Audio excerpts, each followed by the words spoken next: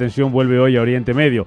El petróleo está subiendo esta mañana después de los ataques que ha llevado a cabo Estados Unidos en Irán, complicando las negociaciones para ese posible acuerdo de paz. Fuerzas estadounidenses han atacado esta madrugada posiciones en el sur de Irán, dice Estados Unidos que han sido ataques en autodefensa, y han ido dirigidos contra puestos de lanzamiento de misiles y embarcaciones iraníes. Reanudación de los combates que puede poner en jaque el frágil alto el fuego y que pueden complicar el panorama para los inversores. Donald Trump, sin embargo, sigue siendo optimista y asegura en un mensaje en sus redes sociales que las negociaciones con Irán van viento en popa, aunque insisten que el uranio enriquecido de Irán debe ser entregado a Estados Unidos. Por su parte, su secretario de Estado, Marco Rubio, también espera que el acuerdo con Teherán se pueda cerrar en los próximos días. Creo que nuestra posición está clara. El presidente mantuvo hace un par de días una llamada muy importante que considero histórica con varios líderes de la región. Creo que existe una fuerte alineación y acuerdo sobre cómo debería ser un borrador preliminar. Creo que, como ocurre con cualquier asunto de este tipo, harán falta algunos días para cerrar los detalles, incluso cuando las diferencias se reduzcan a una palabra o una frase. Tendremos que trabajar para resolver esas cuestiones. Si va a haber un acuerdo, tendremos que hacerlo. Pero esto es muy simple. O habrá un buen acuerdo o no habrá acuerdo.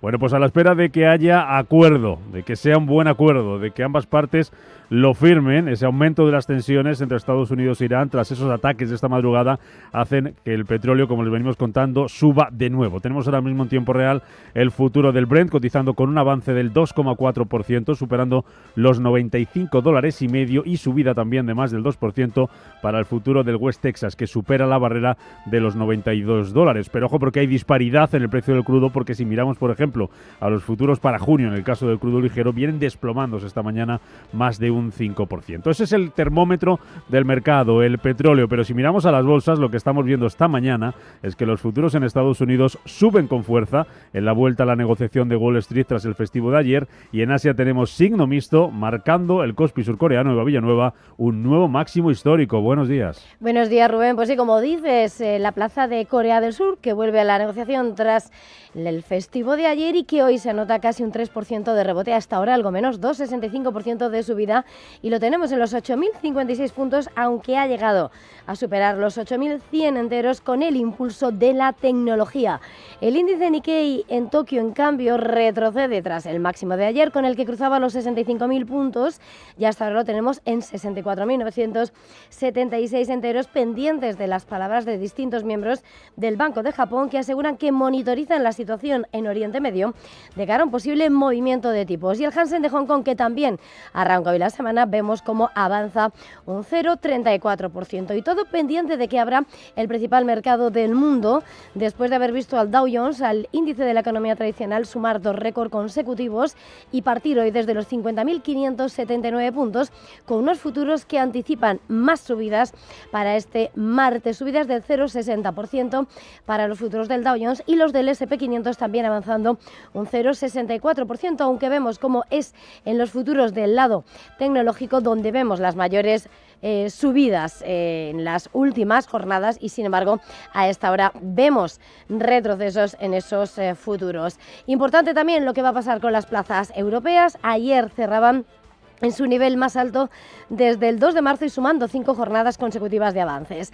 Ahora los futuros del DAX retroceden a esta hora un 0,37% según los futuros de TradingView a esta hora, y muy pendientes de lo que haga el IBEX 35, que va a partir desde los 18.387 puntos, rozando máximos históricos, y pendientes, por supuesto, de qué pase en el mercado de divisas. El índice dólar sigue manteniendo fortaleza por encima de 99 unidades en la canasta frente a las principales divisas, mientras que si miramos a lo que es el euro frente al dólar, está en 1,1629 unidades, retrocediendo el billete verde, y el dólar frente al yen, a la divisa nipona, vuelve a esta hora a imponerse el billete verde, 158,98 unidades, e importante ver lo que pasa con el oro, que hasta ahora retrocede 0,92%, $4.528.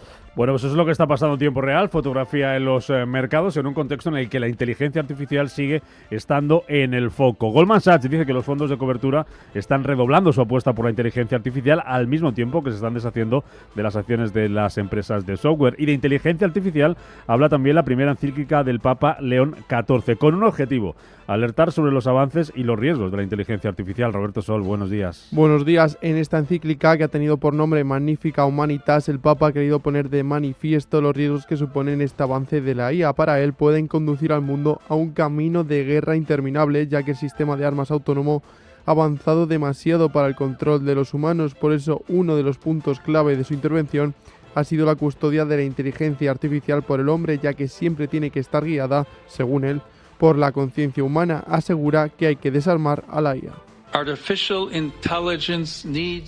Es necesario desarmar la inteligencia artificial. Sé que la palabra es fuerte, pero la elegí deliberadamente porque este momento requiere palabras capaces de captar la atención, despertar conciencias e indicar el camino a seguir para la humanidad. La Iglesia lleva mucho tiempo trabajando por el desarme nuclear, consciente de que todo gran poder tecnológico puede afectar la vida de las personas y por lo tanto debe ir acompañado de un discernimiento moral adecuado y un control público.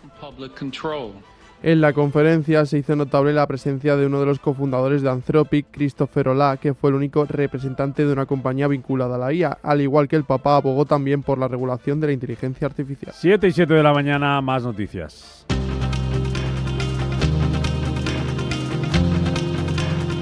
Les contamos también que el Gobierno va a decidir en las próximas semanas si mantiene o si modifica las medidas incluidas, Roberto, en el paquete de respuesta a la guerra en Irán. El Ejecutivo se reunirá de nuevo los próximos días con los agentes sociales y con los sectores directamente afectados por el conflicto y no descarta ampliar algunas medidas más allá del 30 de junio. Tras el dato de IPC del mes de abril, el Gobierno anunció que el IVA de la luz y el gas natural volvería al 21% a partir de la semana que viene. El futuro plan social para el clima, presentado ayer lunes por el presidente del Gobierno, Pedro Sánchez, va a movilizar hasta el año 2032 importes e inversiones superiores a los 9.000 millones de euros. De los que algo más de 4.700 millones irán destinados a la vivienda y cerca de 4.300 millones al transporte, con el objetivo de acelerar la transición energética en ambos sectores. En el exterior, el secretario de Estado de Estados Unidos, Marco Rubio, al que escuchábamos hablar de ese posible acuerdo en Irán, visita además hoy Armenia tras su viaje oficial a la India. Rubio llega a Armenia en medio de las fuertes tensiones entre el país caucásico y el Kremlin, que acusa al primer ministro armenio de poner bajo amenaza directa las relaciones con Moscú por recibir al presidente ucraniano Volodymyr Zelensky. Las autoridades rusas